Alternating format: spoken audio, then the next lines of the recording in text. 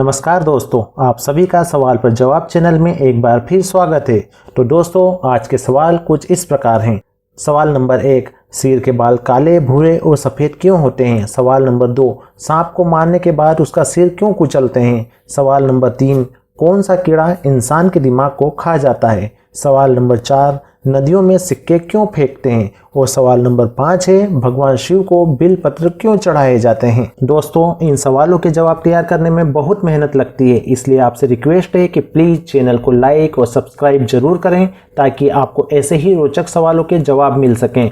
दोस्तों, वीडियो को अंत तक जरूर देखें। तो चलिए शुरू करते हैं। सवाल नंबर 1, सिर के बाल काले, भूरे और सफ़ेद क्यों होते हैं? जवाब, दोस्तों, कई देशों में लोगों के बाल भूरे या ब्राउन कलर के होते हैं, तो कई देशों में सिर के बाल काले रंग के होते हैं। वहीं उम्र बढ़ने के साथ साथ इंसान के बाल सफ़ेद होने लगते हैं। हालांकि आमतौर पर बालों का कुदरती रंग काला ही माना गया है, लेकिन बालों के अलग अलग रंगों के पीछे सिर्फ एक वजह है और वह है मेलेनिन। दरअसल हमारे शरीर में मेलेनिन नाम का तत्व पाया जाता है जो सिर, आंखों और शरीर के बालों का रंग काला करने का काम करता है। बालों का काला या सफ़ेद होना शरीर में मेलेनिन की मात्रा पर निर्भर करता है। बढ़ती उम्र में बाल सफ़ेद होने का कारण मेलेनिन की मात्रा कम होना है। इसकी वजह से बाल सफ़ेद हो जाते हैं। दोस्तों, कम उम्र में बाल सफ़ेद होने का कारण धूप की किरणों में पाई जाने वाली यूवी किरणों और सही खान पान की कमी के कारण शरीर में मेलेनिन की मात्रा कम होना है। दोस्तों, अब यदि हम बात करें कि विदेशी लोगों के सुनहरे बाल क्यों होते हैं, तो इसका कारण उन्हें धूप नहीं मिल पाना है। दरअसल ठंडे देशों में अधिकांश समय आसमान में बादल छाए रहते हैं। ऐसे में लोगों तक धूप नहीं पहुंच पाती है और इस कारण उन्हें पर्याप्त विटामिन डी नहीं मिल पाता है। यही वजह है कि वहां रहने वाले लोगों के शरीर में मेलेनिन की मात्रा बहुत कम होती है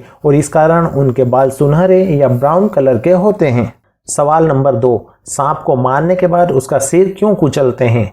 जवाब, दोस्तों, कई सांपों का जहर जानलेवा होता है। दुनिया भर में हर साल हजारों लोगों की सांप के काटे जाने से या तो मौत हो जाती है या वे गंभीर घायल हो जाते हैं। हम बड़े बुजुर्गों से हमेशा सुनते आए हैं कि जहरीले सांप को मारने के बाद उसके सिर को जरूर कुचल देना चाहिए। दोस्तों, सांप का सिर कुचलने के पीछे अंधविश्वास है तो वैज्ञानिक कारण भी है। अंधविश्वास यह है कि जब भी कोई व्यक्ति सांप को मारता है तो उसकी तस्वीर सांप की आंखों में छप जाती है। ऐसे में मरे हुए सांप का रिश्तेदार या साथी उसकी आंखों में मारने वाले शख्स की तस्वीर देखकर बदला लेता है और उस इंसान को डसकर मार देता है। हालांकि वैज्ञानिक इस बात से पूरी तरह असहमत हैं। उनके मुताबिक सांप का खून ठंडा रहता है और उसे मार देने के कई घंटों बाद तक भी सांप के शरीर के कई अंग काम करते रहते हैं। ऐसे में गलती से कोई इंसान उसके नजदीक चले जाए तो सांप उसे काट सकता है। दोस्तों, आपको बता दूं कि कुछ समय पहले अमेरिका में एक व्यक्ति अपने बगीचे में काम कर रहा था, तभी करीब 5 फीट लंबा सांप आ गया। उसे देखते ही उस व्यक्ति ने सांप को मार दिया और सिर धड़ से अलग कर दिया। इसके बाद जब वह उस सांप को फेंकने जा रहा था, तभी धड़ से अलग हुए सिर ने उस आदमी के हाथ में काट लिया। बाद में बहुत मुश्किल से उस आदमी की जान बच पाई। डॉक्टरों ने बताया कि सांप को मारने के बाद भी कई घंटों तक उसके सिर में जान रहती है। इसीलिए कहा जाता है कि सांप को मारने के बाद उसका सिर जरूर कुचल देना चाहिए। सवाल नंबर 3 है, कौन सा कीड़ा इंसान के दिमाग को खा जाता है? जवाब, दोस्तों, दुनिया भर में कई जानवर और कीड़े जानलेवा होते हैं जिनके काटने से कुछ ही पलों में इंसान की मौत हो जाती है। खतरनाक कोरोना वायरस तो इंसान के फेफड़ों को खोखला कर देता है, लेकिन क्या आपने सुना है कि कोई जीवाणु चलते फिरते इंसान का दिमाग खा जाता है? जी हाँ, ये बेहद चौंकाने और डराने वाली बात है। ये कीड़ा इतना खतरनाक होता है कि इसके संपर्क में आए अधिकांश लोगों की मौत हो जाती है। दोस्तों, इस घातक जीवाणु अथवा अमीबा का नाम है नेग्लेरिया फाउलरली।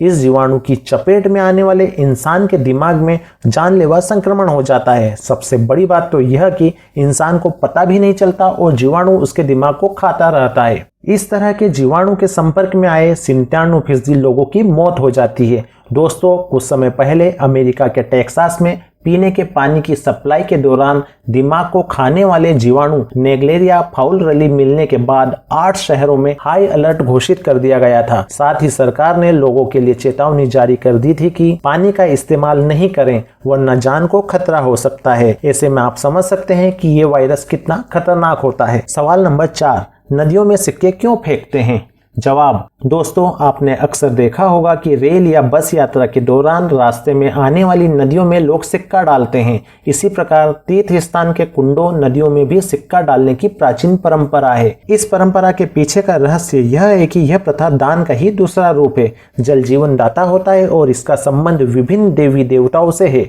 जब नदी या जलाशय आदि में सिक्का डालते हैं तो यह उसके देवीय स्वरूप को एक भेंट चढ़ाने का एक तरीका होता है। दोस्तों, इस परंपरा का एक दूसरा पहलू भी है। प्राचीन काल में पीने के पानी के लिए सिर्फ नदियों और तालाबों का ही सहारा होता था। उस दौर में तांबे के सिक्के ही चला करते थे और हमारे पूर्वजों को पता था कि तांबा पानी को शुद्ध करता है, इसलिए जलाशय या नदी में तांबे का सिक्का डालने का चलन शुरू हुआ। चूंकि सिक्के नदी के तल में जाकर कई दिनों तक वहां जमे रहते थे, इससे उसका अंश धीरे धीरे जल में घुलता था और हानिकारक बैक्टीरिया को मार देता था। आयुर्वेद में भी कहा गया है कि तांबे के बर्तन में जल रखने से वह शुद्ध हो जाता है, जो स्वास्थ्य के लिए बहुत लाभकारी होता है। दोस्तों, ज्योतिष में भी विभिन्न दोष दूर करने के लिए जल में सिक्के व पूजन सामग्री प्रवाहित करने की प्रथा है।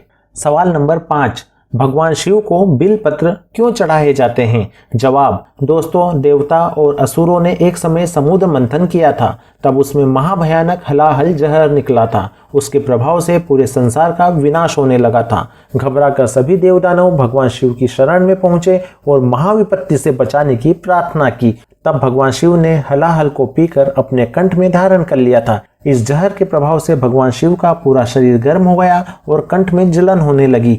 तभी से उन्हें ठंडक प्रदान करने के लिए जलाभिषेक किया जाने लगा। वहीं मस्तक में शीतलता प्रदान करने के लिए उन्हें बेलपत्र अथवा बिल्व चढ़ाई जाती है। दोस्तों, शिव पुराण के अनुसार सावन मास में सोमवार को शिवलिंग पर बिल पत्र चढ़ाने से 1 करोड़ कन्यादान के बराबर फल मिलता है। साथ ही यह भी माना जाता है कि बेल पत्र शिव जी को चढ़ाने से दरिद्रता दूर हो जाती है और व्यक्ति सौभाग्यशाली बनता है।